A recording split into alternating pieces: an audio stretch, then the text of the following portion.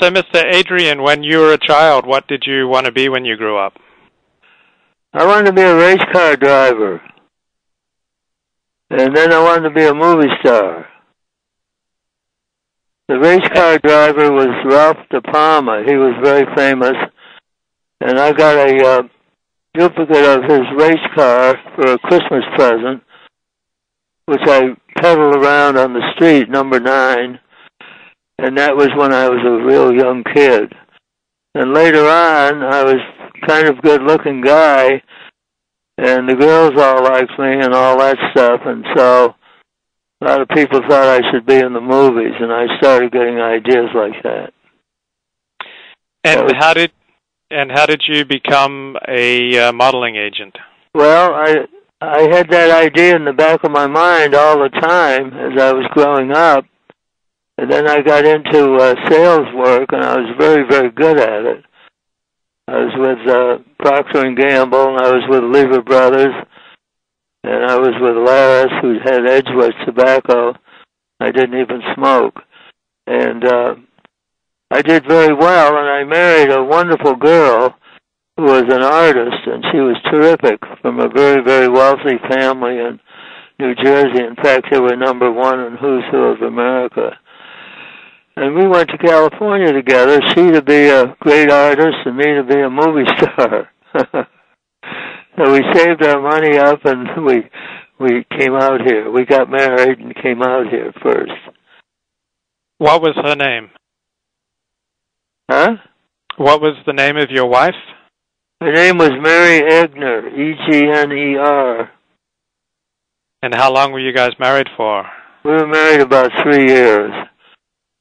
She had an unfortunate death in the family, her mother, and it screwed up our marriage because she inherited a fortune, and they wanted to keep it away from me, so they interfered and ruined our marriage. That's what happened. And how did you start up your modeling agency?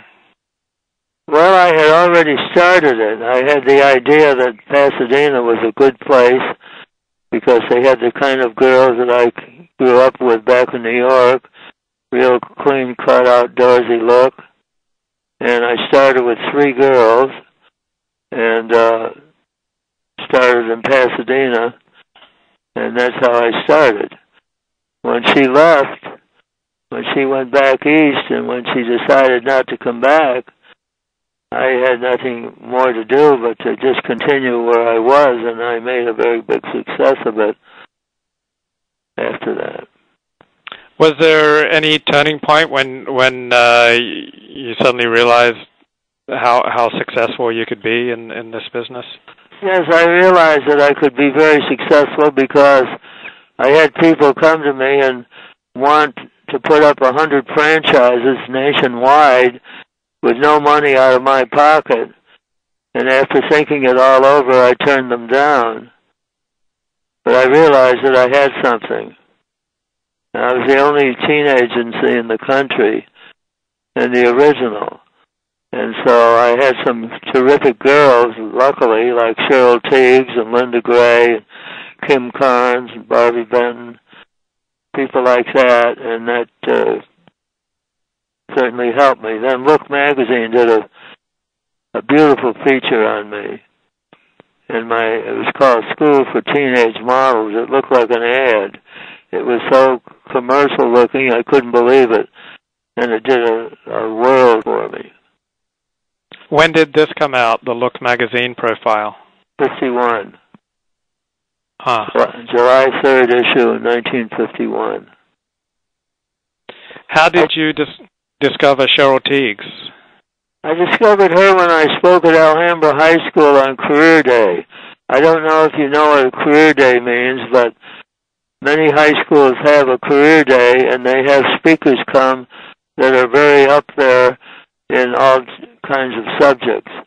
I happen to be called for modeling, and I picked her out of over 200 girls. I thought she had a great look, and nobody called me for 30 days, and then all of a sudden someone called, and it was her mother.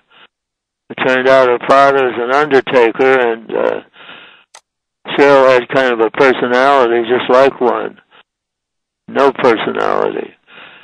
And working with me and promoting her and knowing I had a sensational girl somewhere in the background, I made her a famous model.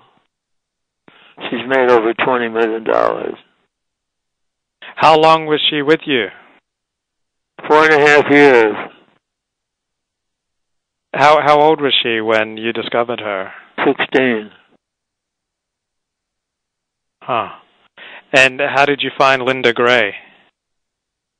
Same way. When I spoke at Notre Dame Catholic over in Santa Monica, I picked her out of about 150 girls and gave her a card and told her to give it to her mother, and if she was interested, to call me. And that's how I discovered Linda Gray, and I got her going.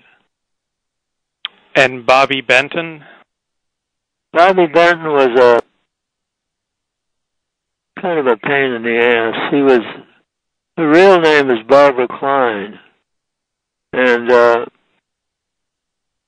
she was Miss Junior California, and was down here on a social visit, and a photographer, a prominent one, spotted her and called me, and he said, "We've got a girl here that's a cover girl. Do you want me to bring her over if she's interested?" I said, "Yeah, bring her right over." So anyway, I worked with her, and I did get her a cover assignment that weekend that she was here, and then she went home she lived up in Carmichael, outside of Sacramento. And her father's a prominent doctor, and she was real hot to model for me. But I didn't like her mother. The mother brought her down for some testing, and I did the testing. And the mother, I made her wait in the office, in a hot office, for a couple of hours. And the next week they called, and I told the mother right over the phone, I said, "I don't think I can work with your daughter. I don't care for you. I know I never get along with you." And it really blew her top, because she said that wasn't the way it was and all that stuff. So Bobby kept hounding me. She came, the next call I got from her, she was at UCLA. She had just been accepted. And that's how it started. And then I kept putting her off.